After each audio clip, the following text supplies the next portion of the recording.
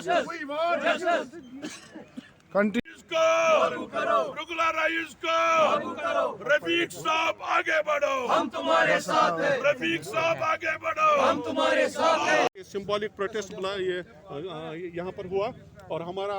ये प्रोटेस्ट जो है ये एडहॉक डेलीवेजर और टेम्परेरी मुलाजमीन जो हैं उनकी रेगुलराइजेशन के हवाले से उनके सपोर्ट में है। आपको मालूम है कि एम्प्लॉय जॉइंट एक्शन कमेटी पिछले कई साल से इनके हक में बार बार प्रोटेस्ट करती है। हमने कई बार सरकार को मेमोरेंडम भी पेश किए और हमारा मुतालबा ये है कि इनकी सर्विस को रेगुलराइज किया जाए। 61,000 मुलाजमीन हैं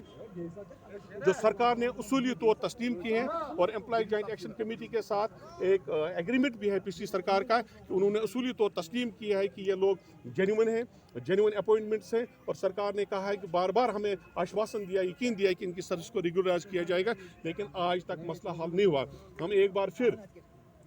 एम्प्लॉय जॉइंट एक्शन कमेटी के प्लेटफार्म से सरकार को ये मैसेज देना चाहेंगे कि इनकी सर्विस को रेगुलराइज किया जाए और जब तक आप इनकी सर्विस को रेगुलराइज करेंगे तब तक इनके हक में मिनिमम वेज एक्ट को लागू किया जाए। मिनिमम वेज एक्ट के हवाले से ऑनरेबल सुप्रीम कोर्ट की बाज़ाब्ता एक रूलिंग भी है और कई स्टेट्स में ये यहाँ पर लागू भी है और हमारा मुतालबा है कि यहाँ भी इसको लागू किया जाए। और आपके ज़रिए मैं मैसेज भी देना चाहूँगा सरकार को, अगर सरकार ने हमारे इस प्रोटेस्ट का सिंबॉलिक प्रोटेस्ट और पीसफुल प्रोटेस्ट का नोटिस नहीं लिया तो एम्प्लॉय जॉइंट एक्शन कमेटी मजबूर हो जाएगी रियासत जम्मू कश्मीर के जितने भी मुलाजमीन हैं 4.5 लाख मुलाजमीन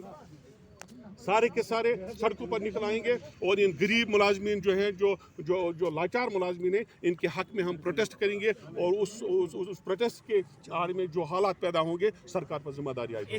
इन 61,000 कैजुअल लेबर्स की अगर बात करें, मुझे लगता है कि जब से ये सर्विस में आए तब से लेके आज तक जो है इस बैनर के तले आप लोग हमेशा प्रोटेस्ट करते हुए नजर आए हैं और outcome as far as I know this ईजैक और ये इन कैजुअल लेबर्स को मैं जानता हूँ आज तक उसका कोई भी आउटकम नहीं है। देखिए तो अभी तक आप कह रहे हैं कि लाइक आपने जो है गवर्नमेंट के पास, एडमिनिस्ट्रेशन के पास, अथॉरिटी के पास, पॉलिटिकल लीडर्स ने जो है आपका मसला उठाया है। आपको क्या लगता है कि क्या मेन कारण हो सकता है जिसकी वजह से अभी तक जो है आपकी एक भी सिंगल डिमांड जो है ना तो वो पूरी की गई और ना तो वो आप लोगों के ऊपर जो है तवज्जो दी गई है? देखिए बदकिस्मती की बात यह है कि ये जो मुलाजमीन है सियासत का शिकार आज तक हुए हैं। जितने भी सरकारें आई उन्होंने पिछली सरकारों पर इसका नजला गिरा दिया और वो जिम्मेदारी पिछली सरकारों पर डाली, लेकिन आज चूंकि गवर्नर रसूल है हम उम्मीद करते हैं कि इस पर सियासत ज़्यादा नहीं होगी। मैं बार बार कहता हूँ ये एक इंसानी मसला है, अगर सरकार इस इंसानी मसले पर भी गौर खोज नहीं करेगी, इसको हल नहीं करेगी तो फिर मुझे बड़ा अजीब लगेगा इसको सरकार कहना।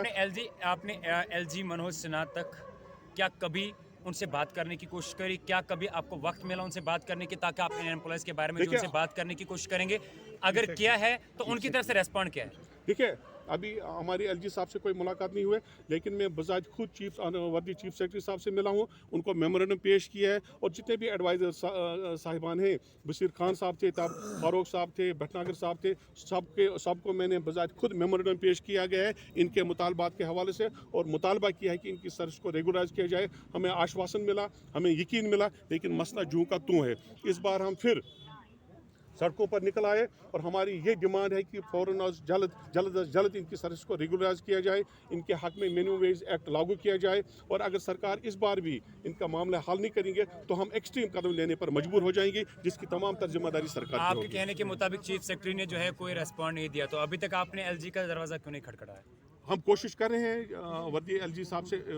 मिलने की कोशिश कर रहे हैं। अगर उनके साथ हमारी मुलाकात होती है तो हम वहाँ भी ज़ोरदार तरीके से ये इनका मुतालबा रखेंगे और एम्प्लॉय जॉइंट एक्शन कमेटी के को ये इशू जो है ये चूँकि मैं बार बार कहता हूँ इंसानी मसला है, इसको हमने प्रायोरिटी पर रखा है और हम कतई तौर चैन से नहीं बैठेंगे जब तक ये मसला हल नहीं होगा।